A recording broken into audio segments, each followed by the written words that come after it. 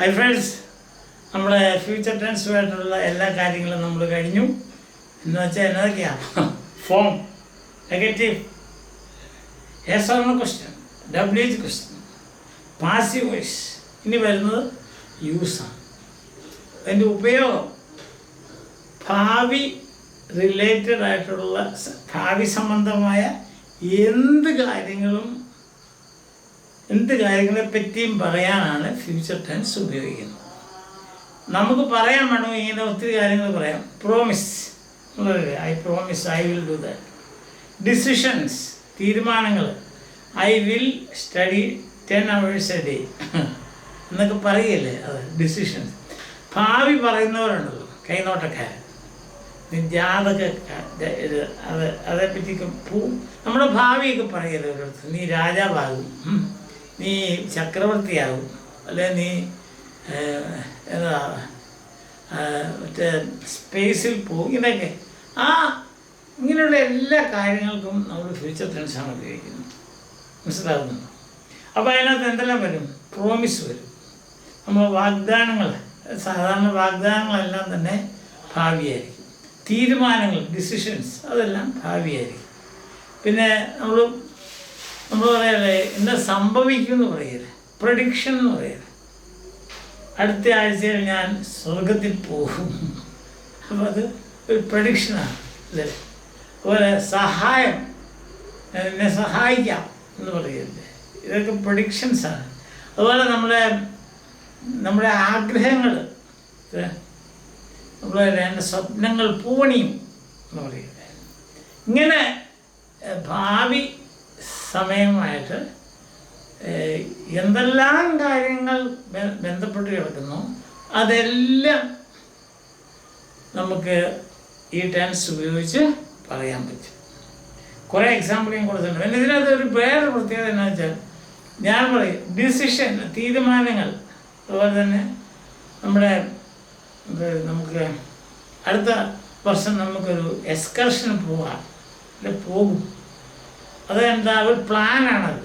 പക്ഷേ ഇതെല്ലാം ഇങ്ങനെയാണെങ്കിൽ എല്ലാം അങ്ങോട്ടും ഇങ്ങോട്ടും കൂടിച്ചേർന്ന കിടക്കുന്നത്.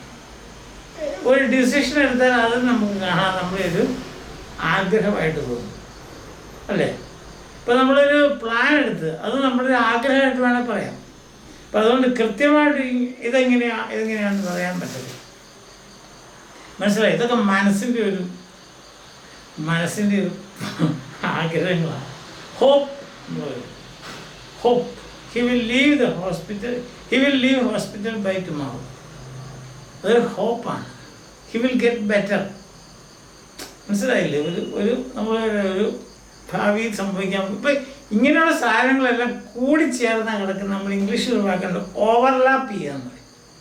ഓവർലാപ്പ്, OVERLAP, ഓവർലാപ്പ് എന്ന് വെച്ചാൽ ഒരു ഡിസിഷൻ തന്നെ ചിലപ്പോൾ ഒരു പ്ലാൻ ആയിരിക്കാം, പ്ലാൻ തന്നെ ഒരു സ്വപ്നമായിരിക്കാം, സ്വപ്നം തന്നെ ഒരു പക്ഷേ ഒരു സഹായത്തിനുള്ള ഒരു പ്രോമിസ് ആയിരിക്കും, വാഗ്ദാനമായിരിക്കാം. അങ്ങനെ കിടക്കും. പക്ഷേ എന്നാലും നമുക്ക് മനസ്സിലാക്കാൻ പറ്റുന്നൊരു കാര്യമുണ്ട്, ഇതെല്ലാം ഫ്യൂച്ചറാണ്. Okay, examples here begins. 1, decision, I will try my best to win the trophy. ഡിസിഷനാണ്. അതുപോലെ തന്നെ നമുക്ക് വേണമെങ്കിൽ പറയാതൊരു ഡ്രീമാണ്, പറയാം. അല്ല നമുക്ക് പറയാതൊരു പോസിബിലിറ്റിയാണ്, ഇങ്ങനെയൊക്കെ പറയാം. രണ്ടാമത്തെ plan, we will go for A picnic after the exams. അത് പറഞ്ഞാൽ നമുക്ക് വേണമെങ്കിൽ പറയാം അതൊരു ഡിസിഷനാണ്. അത് ഞാൻ പറയാം, കൃത്യമായിട്ട് ഇത് ഡിസിഷനാണ്, ഇത് പ്ലാനാണെന്ന് പറയാൻ പറ്റില്ല. പക്ഷേ all matters related to future time, decisions, plans, hopes, dreams, possibilities, predictions, ഭാവി പറച്ചിൽ, promises, വാഗ്ദാനങ്ങൾ, ഫിക്സ്ഡ് പ്രോഗ്രാംസ്. ഒരു ടൈം ടേബിൾ എടുത്തുമ്പോൾ time table 3rd period will be taken by Professor X. അതൊരു ടൈം ടേബിൾ, ഒരു ഫിക്സ്ഡ് പ്രോഗ്രാമാണ് അല്ലേ. ഇതിനെല്ലാം നമുക്ക് എന്താണ് ഫ്യൂച്ചർ ടെൻസ് ഉപയോഗിക്കാം. ഇനി മൂന്നാമത്തെ ഉണ്ട്, my dreams will come true in the near future. എൻ്റെ സ്വപ്നങ്ങൾ പൂണി, അതൊരു ഡ്രീമാണ്.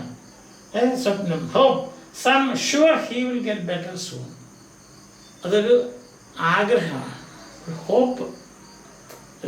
ഹോപ്പ് എന്ന് പറഞ്ഞാൽ എന്താ, നമ്മൾ ഭാവിയിൽ വരാൻ പോകുന്ന ഒരു നല്ല കാര്യം. അതുപോലെ possibility, our boys will do well this time. എന്തോ അതിപ്പം നമുക്ക് പറയാം, അത് വേണമെങ്കിൽ അതൊരു പ്രഡിക്ഷനായിട്ട് പറയാം, ഒരു ഡ്രീമായിട്ട് പറയാം. അതാ ഞാൻ പറയാം, ഇതെല്ലാം ഡ്രീമാണ്, ഇതെല്ലാം അങ്ങനെ കൃത്യം ഫിക്സ് ചെയ്യാൻ പറ്റിയാണ്. അതാണ് ഓവർലാപ്പിംഗ് എന്ന് പറയുന്നത്. OVERLAPPING. ഇനി പോസിബിലിറ്റി, പ്രഡിക്ഷൻ. ഇവിടെ ഭാവി, we will have summer rains next week. നമുക്കൊന്നും അറിയത്തില്ല, എന്നാലും നമ്മൾ പറയണം we will have summer rains next week. സംഭവിക്കും, ഭാവിയിൽ സംഭവിക്കുന്ന കാര്യങ്ങൾ. അതുപോലെ തന്നെ നെഗറ്റീവ് ഉണ്ട് കേട്ടോ, that won't happen this time. അത് ഇത്തവണ സംഭവിക്കുകയില്ല, അതായത് negative. Promise, I will help you to complete your project. നിൻ്റെ പ്രോജക്റ്റ് കംപ്ലീറ്റ് ചെയ്യാൻ ഞാൻ നിന്നെ സഹായിക്കാം. പ്രോമിസാണ്. That can be a decision also or a determination also. അങ്ങനെയാണ്. ഫിക്സ്ഡ് പ്രോഗ്രാം, അത് ടൈം ടേബിൾ ഒക്കെ ഉണ്ട്. The train will arrive at 4 PM, platform number 1. അതൊരു ഫിക്സ്ഡ് പ്രോഗ്രാമാണ്. അതുപോലെ the program will begin at 10 AM. അത് ഫിക്സ്ഡാണ്. അത് നമ്മൾ ഇത്രയും ഓർത്താൽ മതി. ഫ്യൂച്ചർ ടെൻസിൻ്റെ ഉപയോഗം എന്ന് പറഞ്ഞാൽ all matters related to future time. ഒരു ഫ്യൂച്ചർ ടൈമിൻ്റെ ഒരു എന്തെങ്കിലും ഒരു ലാഞ്ചന എന്ന് പറയുന്നത്, അതൊരു ഫ്യൂച്ചർ ടൈമിൻ്റെ എന്തെങ്കിലും ഒരു ടച്ച് ഉണ്ടെങ്കിൽ ഫ്യൂച്ചർ ടെൻസ് ഉപയോഗിക്കുക. ഈ പറഞ്ഞ എല്ലാത്തിലും അത് ഉണ്ടെന്നുള്ളതാണ്. ട്രെയിൻ 8 മണിക്ക് വരും, പ്രോഗ്രാം 5 മണിക്ക് തുടങ്ങും, ഫിലിം 4 മണിക്ക് തുടങ്ങും, അല്ലേ എന്ന് പറയല്ലേ. അതുപോലെ ഞാൻ നിന്നെ സഹായിക്കാം, പറ്റുന്ന പോലെ. പലരും സഹായിക്കാമെന്ന് വേണ്ടിയിട്ടൊന്നും സഹായിക്കില്ല, അത് നമുക്കറിയത്തില്ല. ചിലരൊക്കെ സഹായിക്കും. അപ്പം ഇങ്ങനെ തീരുമാനങ്ങൾ, ഞാൻ നാളെ രാവിലെ 5 മണിക്ക് എണീക്കും, എന്നിട്ട് എണീറ്റ് വരുമ്പോൾ 10 മണിയാവും. അതൊക്കെ അങ്ങനെ കിടക്കും, മാറ്റങ്ങളൊക്കെ ഇങ്ങനെ വരില്ല. എല്ലാ തീരുമാനവും അതുപടി നടപ്പിലാക്കാൻ പറ്റിയില്ല. അപ്പോൾ ഇങ്ങനെയൊക്കെയുള്ള കാര്യങ്ങൾക്കാണ് ഫ്യൂച്ചർ ടെൻസ്. ഫ്യൂച്ചർ ടെൻസ് ഇല്ലാതെ നമുക്ക് ജീവിക്കാൻ പറ്റില്ല. അത് നമ്മുടെ നാളത്തെ കാര്യത്തെ പറ്റിയൊക്കെ പറയണമെങ്കിൽ നമുക്ക് ഫ്യൂച്ചർ ടെൻസ് ഉണ്ട്, അല്ലാതെ യാതൊരു രക്ഷയില്ല. മനസ്സിലായി? ഇപ്പം ഞാനിപ്പോൾ ഓർത്തത്, ഇപ്പം ഇതിലൂടെ ഒരു ആംബുലൻസ് പോകും, ഞാനൊരിക്കലും ഓർത്തില്ല. ഓർക്കാപ്പുറത്ത് ഇപ്പോൾ ഒരു ആംബുലൻസ് കടന്നു പോകും എന്ന് എനിക്ക് പറയാൻ പറ്റിയില്ല. പറ്റുമോ? ഒരാൾ വന്ന് ബെല്ലടിച്ചു, പിന്നെ എനിക്ക് പറയാൻ പറ്റുമോ? ഞാൻ ക്ലാസ് എടുക്കുന്നതിന് മുമ്പ് ഒരാൾ വന്ന് ബെല്ലടിക്കും, അങ്ങനെ പറഞ്ഞാൽ അത് ഫ്യൂച്ചർ ടെൻസാണ്. സംഭവം നമ്മൾ ചിന്തിക്കാത്ത പല സംഭവങ്ങളും നടക്കുമ്പോൾ അതെല്ലാം നമ്മൾ ഫ്യൂച്ചർ ടെൻസിൽ ഉപയോഗിക്കുന്നു. ഓക്കെ, 2 നല്ല എക്സാമ്പിൾ ഇപ്പം തന്നെ ഉണ്ടായി. Okay, bye, see U.